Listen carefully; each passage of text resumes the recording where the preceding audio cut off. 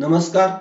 मी राज्यशास्त्र विभाग प्रमुख प्राध्यापक शिंदे सर, गुरुवर्य मामासाहेब दांडेकर कला भगवंतराव वाजे वाणिज्य आणि विज्ञान महाविद्यालय सिन्नर वरिष्ठ महाविद्यालयामध्ये तृतीय वर्ष या वर्गामध्ये राज्यशास्त्र हा एक स्पेशल विषय असून स्पेशल S4 या विषयामध्ये आंतरराष्ट्रीय राजकारण हा एक विषय आहे आणि या आंतरराष्ट्रीय राजकारण किंवा आंतरराष्ट्रीय संबंध या विषयामध्ये अनेक प्रकरणांचा आणि टॉपिकचा आपल्याला अभ्यास करावायचा आहे. तर यामध्ये आपण बघणार आहोत आंतरराष्ट्रीय राजकारणाचं स्वरूप.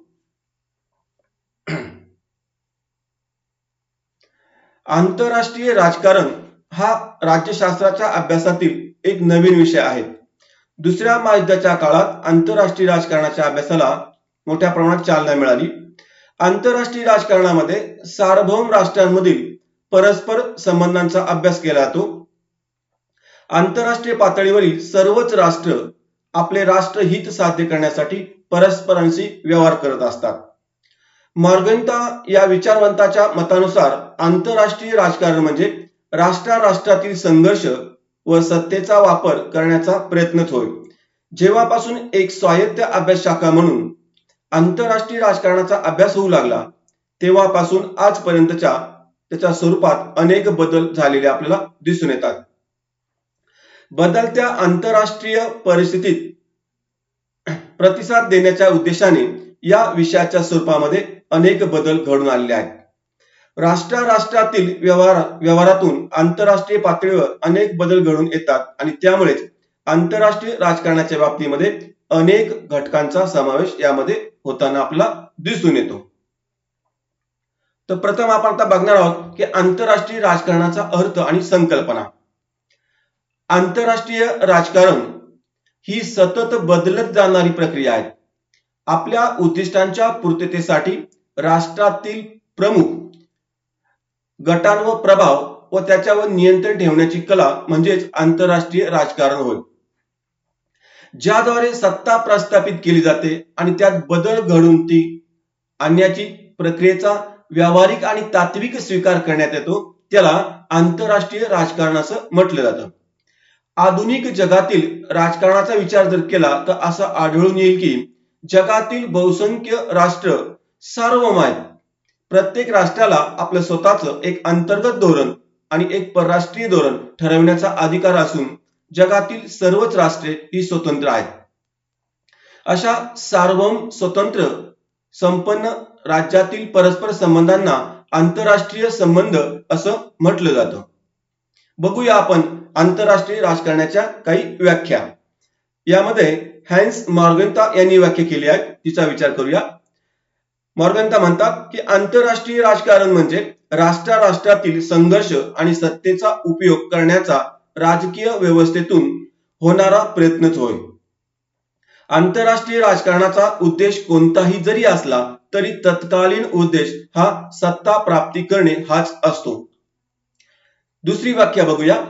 केनेथ थॉम्सन यांनी व्याख्या केलेली आहे.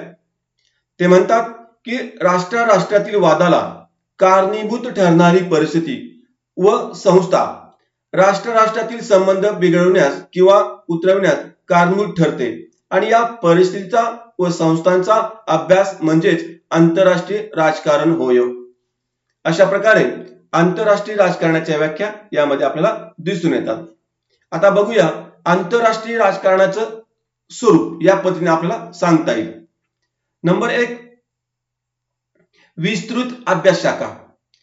आंतरराष्ट्रीय संबंधाची व्याप्ती विस्तृत झाल्यामुळे आंतरराष्ट्रीय राजकारण हा एक स्वतंत्र आणि विस्तृत असा विषय बनलेला आहे.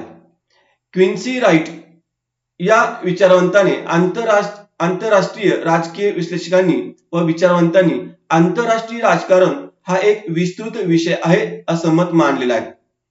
मार्टन कपलान यांनी आंतरराष्ट्रीय संबंध हा राज्यशास्त्राचा अभ्यासाचा पूरक विषय असल्याचं मत मांडलेलं आहे. नंबर 2, राज्याच्या परस्पर संबंधांचं आकलन. आंतरराष्ट्रीय संबंध व त्यात घडणाऱ्या घडामोडी यामागे निश्चित अशी पार्श्वभूमी असते व त्यातील कार्यकारण भाव लक्षात घेतल्यानंतर त्या घडामोडी आणि त्या घडामोडी मागची कारणे व परिणाम यांचा अभ्यास केल्यानंतर विशिष्ट घटना घडण्यासाठी कोणती परिस्थिती कारणीभूत ठरली याविषयी निष्कर्ष काढता येतात. नंबर 3, इतर शास्त्रांपेक्षा वेगळं. आंतरराष्ट्रीय राजकारण किंवा आंतरराष्ट्रीय संबंध हा विषय इतर शास्त्रांपेक्षा वेगळा असून या विषयाचं स्वतंत्र अभ्यास क्षेत्र आहेत. काही राज्यशास्त्रज्ञांनी आंतरराष्ट्रीय राजकारण हा विषय राज्यशास्त्राच्या अंतर्भूत केला जाऊ नये व या विषयाचा स्वतंत्र अभ्यास करावा असं मत स्पष्टपणे मांडलेलं आहे. यामध्ये क्विन्सी राईट यांनी असं मत मांडलेलं आहे. पुढलं आहे राजकारणापेक्षा वेगळं. आंतरराष्ट्रीय राजकारणाचा राज्य व सरकार हा एक पारंपरिक अभ्यास विषय आहे. केंद्र शासनाकडे सर्वश्रेष्ठ सत्ता असते. याला राज्याचे सार्वभौमत्व असे म्हणतात. कोणत्याही राष्ट्रातील केंद्र सत्ता आपल्या सार्वभौमत्वाचा उपयोग करून संबंधित राजकीय व्यवस्थेत असलेल्या संस्थांवर वर्चस्व प्रस्थापित करते. मात्र आंतरराष्ट्रीय राजकारणात एवढाच विषय नसून आंतरराष्ट्रीय स्तरावर होणाऱ्या राजकीय घडामोडी कोणत्या कारणामुळे घडतात व त्याचे आंतरराष्ट्रीय राजकारणावर कोणते परिणाम होतात याचा अभ्यास यामध्ये प्रामुख्याने केला जातो. पुढला आहे गटांच्या वर्तनाचा अभ्यास. आंतरराष्ट्रीय राजकारणात किंवा संबंधामध्ये राष्ट्रातील क्रिया आणि प्रतिक्रिया यांचा अभ्यास करण्यात येतो. आंतरराष्ट्रीय राजकारणात सांस्कृतिक संघटना, आर्थिक संघटना, दबाव गट अशा विविध गटांच्या अभ्यासावर भर देण्यात आलेला आहे.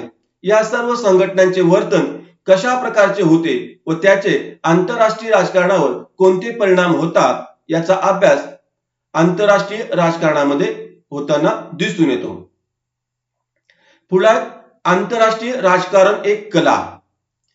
प्रत्येक ज्ञान शाखा ही सुरुवातीच्या कालखंडामध्ये ही कला असते आणि त्यानंतर या कलेचं रूपांतर तत्वज्ञानामध्ये होतं. त्यानंतरही तत्वज्ञान शास्त्र हा दर्जा मिळवण्यासाठी प्रयत्न करत असते. आंतरराष्ट्रीय राजकारण किंवा आंतरराष्ट्रीय संबंध देखील एक कला असून या कलेचं एक विशिष्ट तत्वज्ञान आहे. या तत्वज्ञानाच्या आधारे आंतरराष्ट्रीय स्तरावरील घडामोडींचा अभ्यास करण्यात येतो. नंबर पुढला 7, आंतरराष्ट्रीय राजकारण एक तत्वज्ञान. आंतरराष्ट्रीय राजकारण या विषयाची निर्मिती किंवा विकास राजकीय तत्वज्ञान या भूमिकेतून झालेला आहे. अनेक राष्ट्रांनी परस्पर संबंधांचा अभ्यास हा तात्विक भूमिकेतून 20व्या शतकामध्ये करायला सुरुवात केलेली होती. आपण बघितलं की आंतरराष्ट्रीय राजकारणाचं स्वरूप हे वेगवेगळ्या घटकांच्या आधारे आपण आता लक्षात घेतलं. तर या स्वरूपाचं थोडक्यात मूल्यमापन आपल्याला करावायचं आहे. कारण कोणताही विषय म्हटला की त्याचं मूल्यमापन आपल्याला करावं लागतं. तर आंतरराष्ट्रीय राजकारण हा राज्यशास्त्राच्या अभ्यासातील एक नवीन विषय आहे आणि बदलत्या परिस्थितीनुसार आंतरराष्ट्रीय राजकारणाच्या संबंधामध्ये सातत्याने बदल होत गेलेला आपल्याला दिसून येतो.